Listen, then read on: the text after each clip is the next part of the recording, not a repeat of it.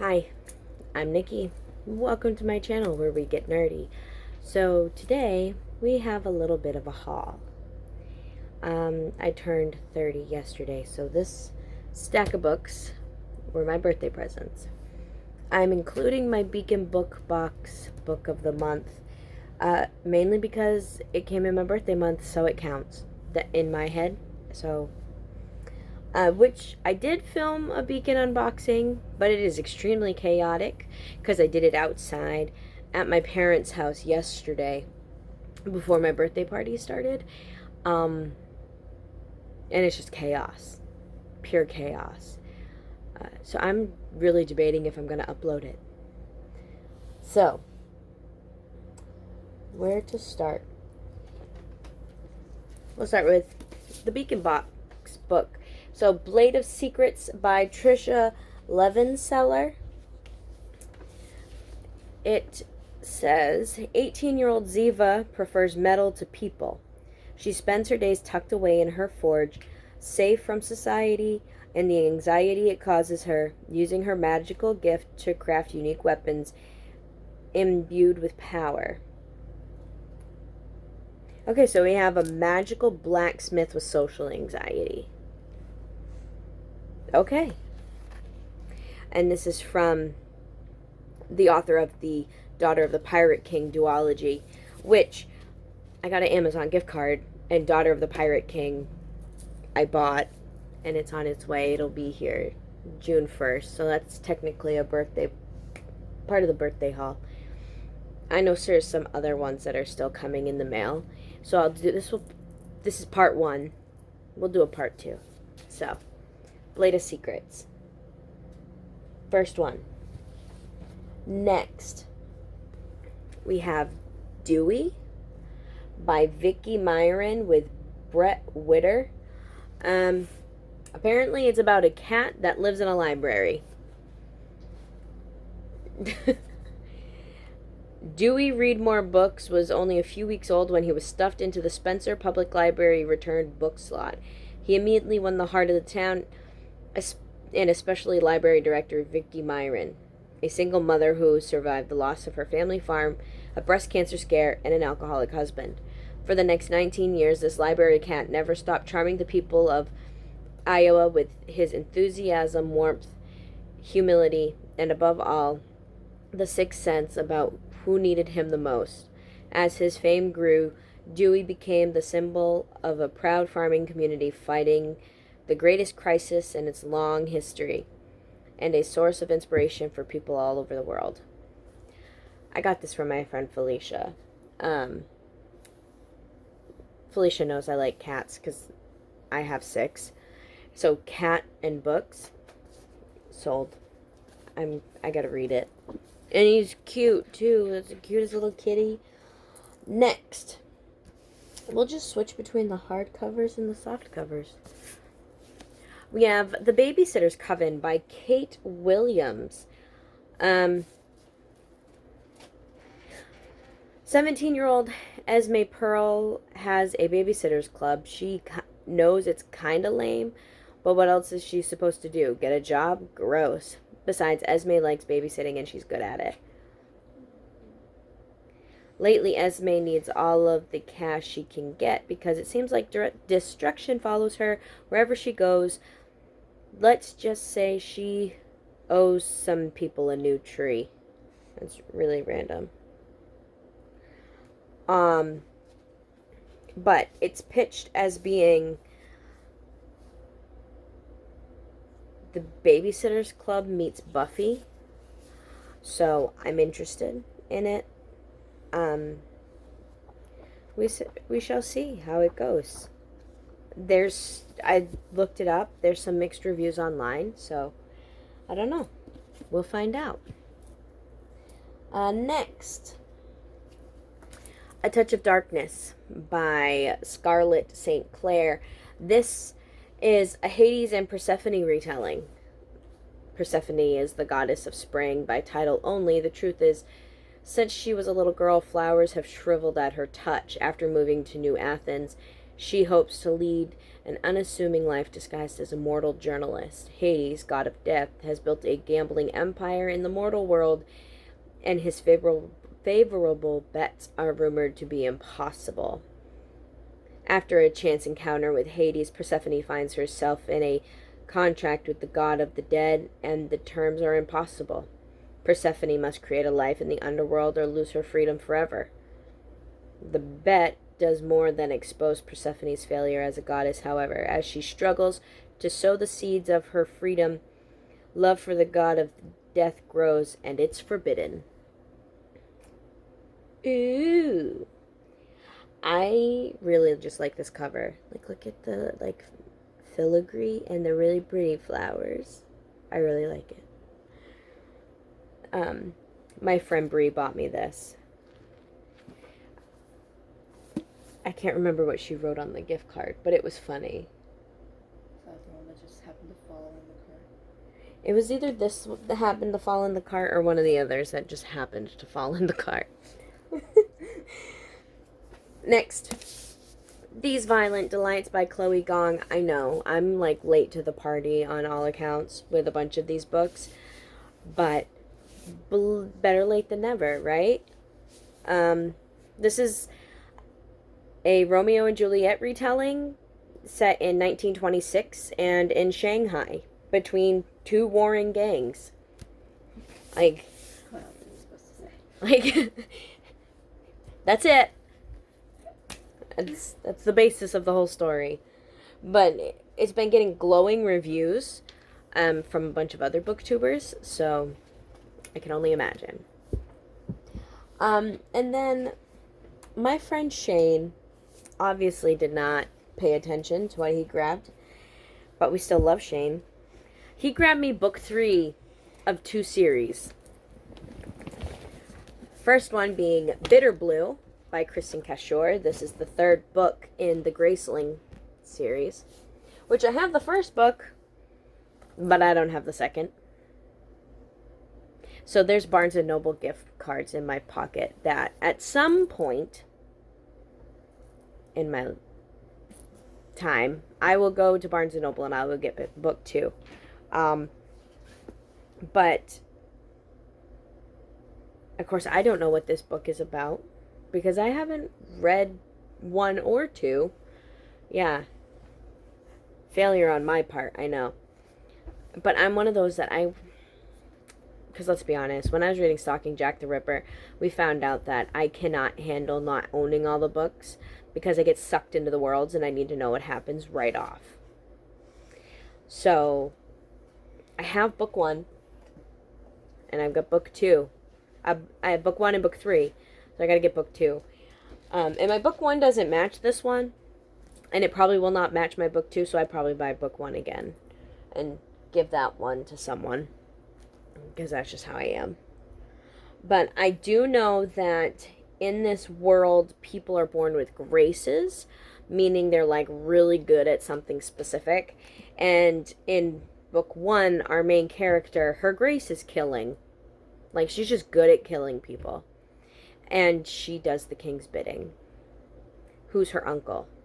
So, that's all I've got. I don't know if this book is about her, or if it's about somebody else in the Graceling world, but we will find out. And that cover is just beautiful. Like,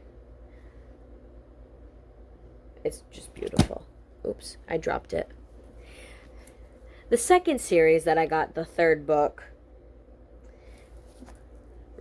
A Reaper at the Gates, which I'm pretty sure this is the 3rd book.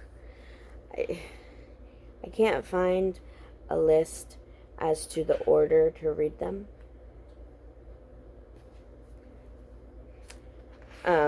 Unless I Google it. And I can't do that because I'm on my phone. But I'm pretty sure this is the 3rd book. Saba Tahir, A Reaper at the Gates. It's an Ember in the Ashes novel, which I have the 1st book right there. I'm further in that book than I am in Graceling. But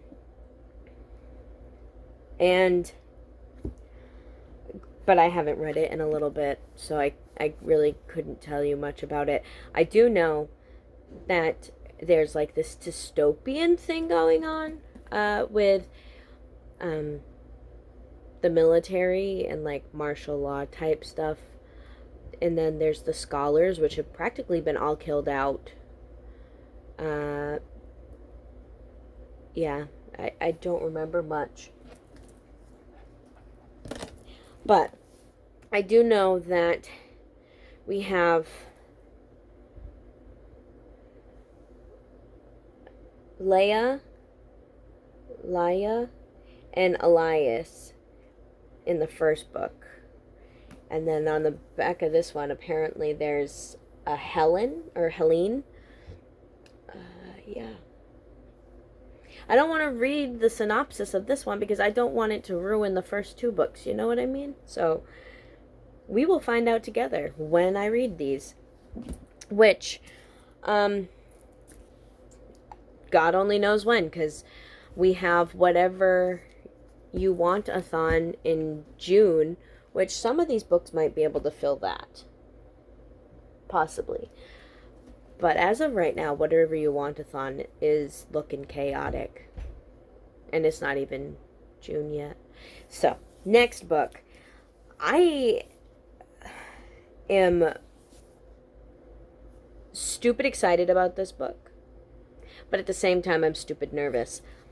It's called Night Spinner by Addie Thorley. This is a Hunchback of Notre Dame retelling. This is the first book in a duology. Well, it's gender bent too, because apparently our lead character's female, and she would have been what Quasimodo was. That's the one that fell into the cart. This is the one that Bree bought me that just happened to fall in the cart. I remember now. The people of Ashkar will never forget what I truly am, a murderer, a monster. Enbelish the Destroyer, how foolish to think I could forget for even a day, is what it says on the back.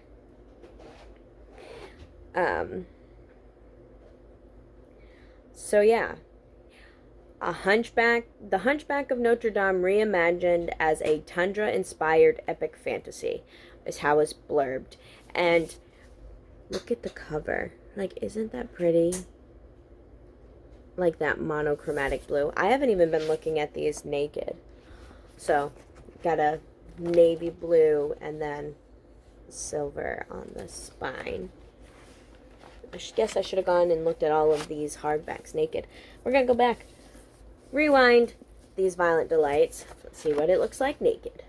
Ooh, black with silver. Ooh.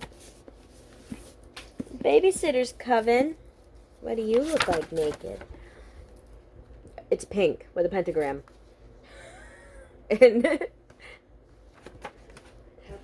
But the pentagram looks like it was written with like whiteout tape. That's like bubblegum pink with the pentagram. I love it. Alright, and then Blade of Secrets naked. We have black with blacksmithing tools. It's pretty. I like them. Okay. Now. So, yes. Night Spinner. Addie Thorley. Hunchback of Notre Dame retelling. Next. We got a chonker. By Kristen Hanna. It's actually called The Nightingale. With courage, grace, and powerful insight, best-selling author Kristen Hanna captures the epic panorama of World War II and illuminates an intimate part of history seldom seen, the Woman's War. The Nightingale tells the story of two sisters separated by years and experienced by ideals, passion, and circumstance, each embarking on their own dangerous path towards survival, love, and freedom. Excuse me. In German-occupied, war-torn France, a heartbreakingly beautiful novel that celebrates the resilience of human spirit and the durability of women. I have this on Audible as well, so I will probably listen to it as I read it, just to get lost in this. It's it's a thick book, but I'm excited. Let's see. How many pages? 563. Nope, 564. 564 pages. It's going to be a long one. And then the last hardcover we have is Malice by Heather Walter. This is a Sleeping Beauty retelling, but LGBTQ. A princess isn't supposed to fall for an evil sorceress, but in this darkly magical retelling of Sleeping Beauty, true love is more than a simple fairy tale. Once upon a time, there was a wicked fairy who, in an act of vengeance, cursed a line of princesses to die.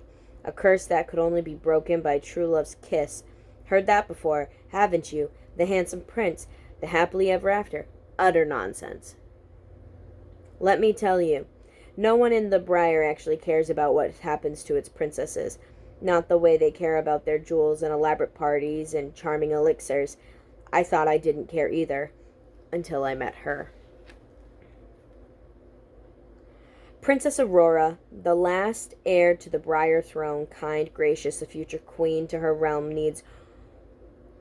The future queen her realm needs.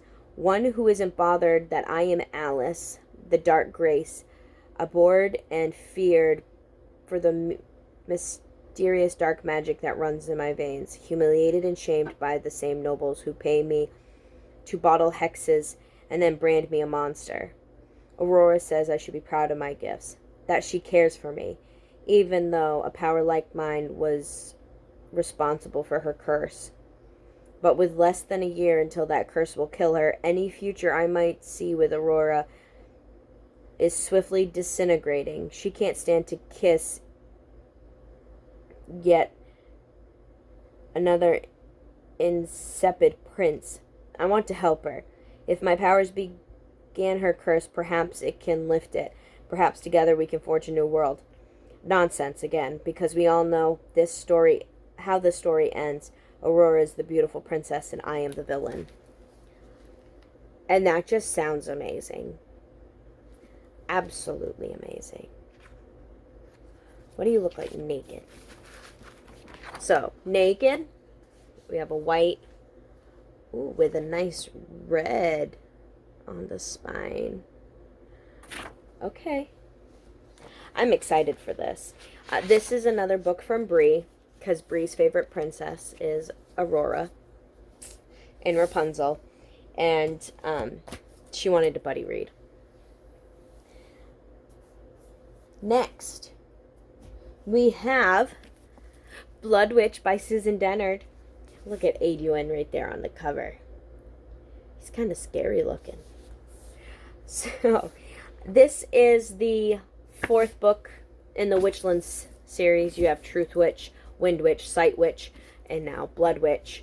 I'm assuming because it's called Blood Witch, we are following Adrian, the Blood Witch's story closer. In this world, they're on the brink of war after a treaty has come to a close, and Adrian is this blood witch that is a monk that he gets hired out for his power, basically, to the highest bidder. Because being a blood witch, he can track people by the smell of their blood. And he can heal insanely fast. But also because he was a part of this monk ministry, he has special training with like combat skills. So he's just an all-around badass. Deadpool type badassery with like being able to regen, like because he had his back broken and somehow lived. So, but then like really good in combat. So just think of it kind of like that. Like that's the only way I can think to compare it. Yeah, I haven't read the third book yet. That's on the to be read. If you hear a dog barking, it's my dog. He's barking at the neighbor who's mowing his lawn. So, Next, we have Hunt the Flame, which I'm going to pronounce this person, the author's name, and I'm really sorry ahead of time. Hold on one second. I'm going to try and look up the pronunciation. Okay, so I tried looking up the pronunciation, and I think I've already forgotten it. So, Hafsa Faisal, I think. I don't know. People lived because she killed. People died because he lived. Zafira is the hunter, disguising herself as a man when she braves the cursed forest of the Ars to feed her people. Nasir is the Prince of Death, assassinating those foolish enough to defy his autocratic father, the Sultan. If Zafira is exposed as a girl, all of her achievements will be rejected. If Nasir displays his compassion, his father will punish him in the most brutal ways. Both Zafira and Nasir are legends in the kingdom of Arawaya, but neither wants to be.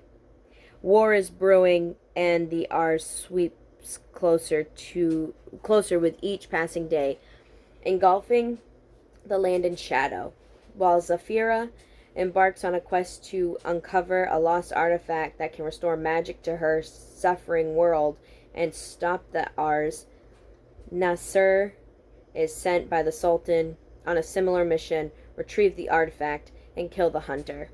But an ancient evil stirs as their journey unfolds, and the prize they seek may pose a threat greater than either can imagine.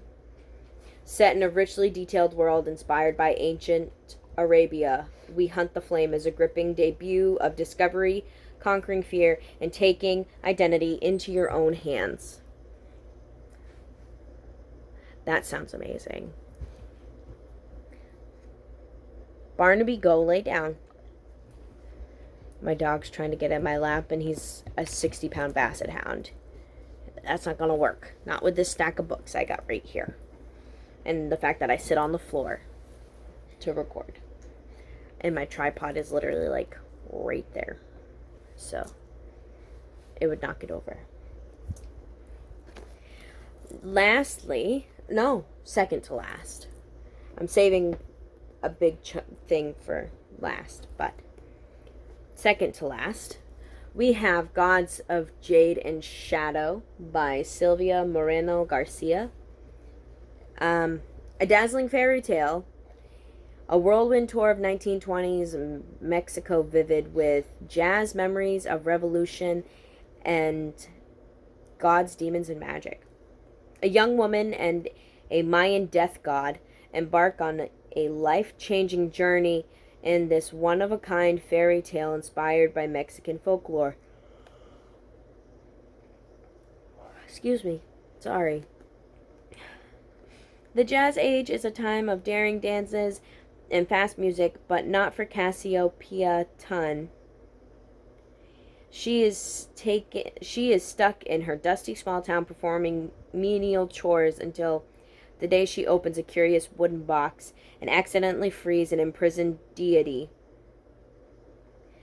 In the company of this strangely alluring god, armed with only her wits, Cassiopeia begins an adventure replete with malicious ghosts, shape-changing sorcerers, and powerful magic. Her cross-country odyssey will take her from the jungles of Yucatan to the bright lights of Mexico City and deep into the darkness of the Mayan underworld. Ooh. That sounds amazing. And I really like the cover. Like, this, like, you have the 1920s vibe, but you still have, like, those Mayan underworld, like, mythology touches. So I like it. So that's exciting. That will probably be read sooner rather than later. And of course now my cat decides he needs to scratch at his scratching post. Alright, last one. Which is technically 3. We have the complete Darker Shade of Magic series. The box set, The Shades of Magic. So we have A Darker Shade of Magic, A Gathering of Shadows, and A Conjuring of Light, all by V.E. Schwab. I don't know how I can really explain this. Hold on. I'm trying to get the book out so I can read the synopsis. Okay, I got book 1. Welcome to Grey London, dirty and boring without any magic, with one mad king, George III. Then there's Red London, where life and magic are revered. White London, a city being drained through magical war down to its very bones. And once upon a time there was Black London, but no one speaks of that now. Officially, Kell is a red teller, one of the last magicians who can travel between the worlds, acting as an ambassador and messenger between the Londons. In service of the Marish Empire, unofficially, he's a smuggler, which is a dangerous hobby for him to have, as proved when Kell stumbles into a setup with a forbidden token from Black London. Fleeing into Grey London, Kell runs afoul of Delia Bard, a cut purse with lofty aspirations, who first rob him, then save him from a dangerous enemy, and then forces Kell to spirit her to another world for a proper adventure. But perilous magic is afoot, and treachery lurks at every turn. To save all the worlds, they must need to stay alive. Apparently, I can't read out loud today, but I do know that I will be buddy reading this for Whatever You Want-a-thon. So this is gonna immediately go down on my shelf, or we'll put it up here, because that's gonna be part of Whatever You Want-a-thon. I've got other books down here for Whatever You Want-a-thon too. So that's all. 1, 2, 3, 4, 5, 6, 7, 8, 9, 10, 11, 12, 13, 14, 15, 16. Wait, 1, 2, 3, 4, 5, 6, 7, 8, 9, 10, 11, 12, 13, 14, 15. Why do I keep getting 1, 2, 3, 4, 5, 6, 7, 8, 9, 10, 11, 12, 13, 14, 15, 16. First time I count, I get 16. Second time I count, I get 15. Now I got 16 again. I'm going to 16. Those are the 16 books that I got for my birthday that I unwrapped. There is more coming. So there will be a part 2. So, I don't know when that will be, but there will be a part 2. So, don't forget to like, comment, and subscribe if you like talking about bookish things. And comment down below some books I should be adding to my wish list now that I have all of these. So, until next time, remember, you are loved and you are